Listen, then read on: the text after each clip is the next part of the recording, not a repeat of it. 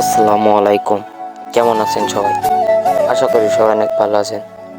তো আপনাদের দোয়ায় আলহামদুলিল্লাহ আমি অনেক ভালো আছি।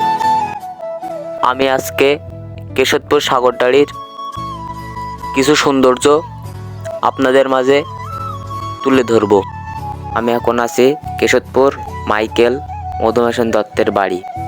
তার পার্কে এসে দেখে তার মূর্তি তার পার্কে আঁকানো আছে, অনেক সুন্দর। এটা হচ্ছে তার বাড়ি ঢোকার রাস্তার দুই সাইড ফুল দিয়ে ঘেরা, অনেক সুন্দর। মানে এখানে অনেক সুন্দর একটা পরিবেশ, আর এখানে আসলে আপনাদেরও ভালো লাগবে। দেখতেই পাচ্ছেন ফুলগুলা আসলে অনেক সুন্দর। এটা হচ্ছে তার বাড়ির গেটটাও আসলে অনেক সুন্দরভাবে তৈরি করা হয়েছে।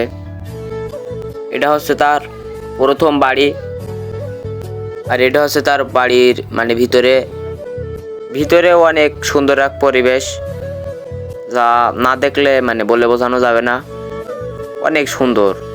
এটা হচ্ছে তার কাকার বাড়ি, দৌড়ে লেখা আছে। আর তার বাড়ির ভিতরে আছে এক প্রাইমারি স্কুল, যেখানে বাচ্চারা লেখাপড়া করে। আর এটা হচ্ছে তার বাড়ির পিছনের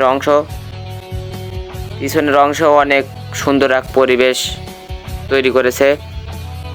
আর এটা হচ্ছে তার বাড়ির পূর্ব সাইডেও একটি ঘর আছে তার।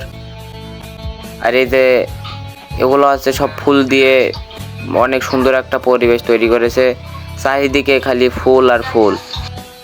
আসলে তার বাড়ি অনেক সুন্দর। আমি এখানে এসেছিলাম এক বন্ধুর বাসায় বেড়াতে, তো সেই এনেছি দেখানোর জন্য। তো অনেক সুন্দর তার বাসা, অনেক চারিদিকে ফুল গাছপালায় ভরা।